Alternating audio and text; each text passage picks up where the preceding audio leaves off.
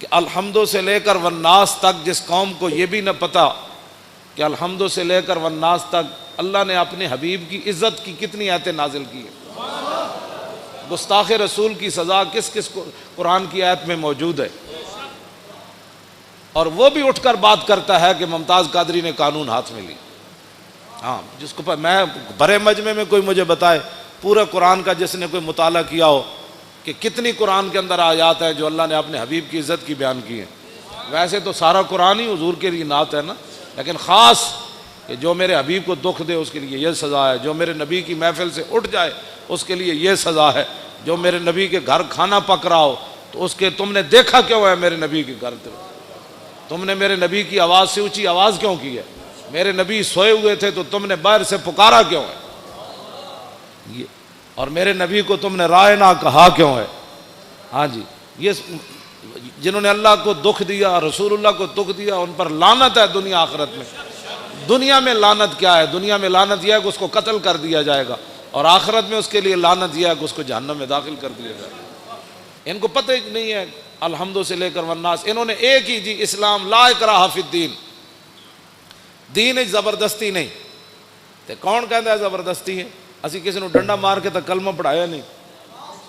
لا اکراہ فی الدین اگے کیے قد تبین الرشد من الغی ومن یکفر بالطاغوت، اگے یوم باللہ فقد استمسک بالعروۃ الوثقی لا انفصام لها واللہ سمیع علیم۔ فرمایا دین میں جبر نہیں ہے، لیکن فرمایا حق اب واضح ہو گیا۔ اب یہ نہیں ہوگا کہ کوئی بندہ کہے گا جی مجھے اس بات کا پتہ نہیں تھا۔ اب پتہ نہیں تھا تو پھر تو پتہ کرتا، جب تو نے دوسری طرف 16 سال لگائے تو بتا دین کو، تو نے ساری زندگی میں 16 دن بھی نہیں دیے۔ ویسے تو مفتی ہے ہر مسئلے میں۔ میں روزے کے مسائل آپ کو پتہ ہے، میں جب میرا موضوع کچھ اور ہے تو میں ویسے تو چند باتیں آپ کے سامنے یہ کر رہا ہوں کہ رمضان المبارک پیکج آ گیا، اتنے ارب روپے کے روٹی سستی ملے گی۔ میں اگر روٹی سستی ملے یا نہ ملے، وہ تو پتھر بھی صحابہ نے باندھ کر اسلام کا کام کیا۔ 20 قسم کے کھانے کھانے کے بعد، افطاری کے بعد پھر مسجدوں کا سروے کرو کہ مسجدوں میں کتنی صفیں ہوتی ہیں۔ یہ تو رمضان نہیں ہے نا کہ شام کو بھی اتنا سارا پیٹ بھر لینا اور سحری کے وقت بھی جناب دہی تے فلاں چیزیں کھا کے پھر سو جانا، اور پورے رمضان میں ایک سپارہ بھی انسان تلاوت نہ کر سکے۔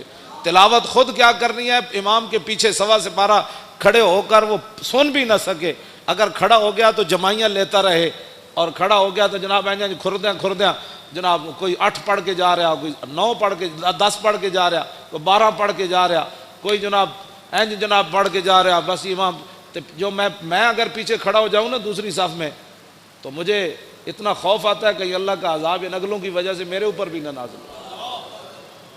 یقین جانے ایسے لوگ نماز کے ساتھ حشر کرتے ہیں، کوئی پچھلیاں ٹنگا دو میں چاہی جا رہا سجدے جا کے۔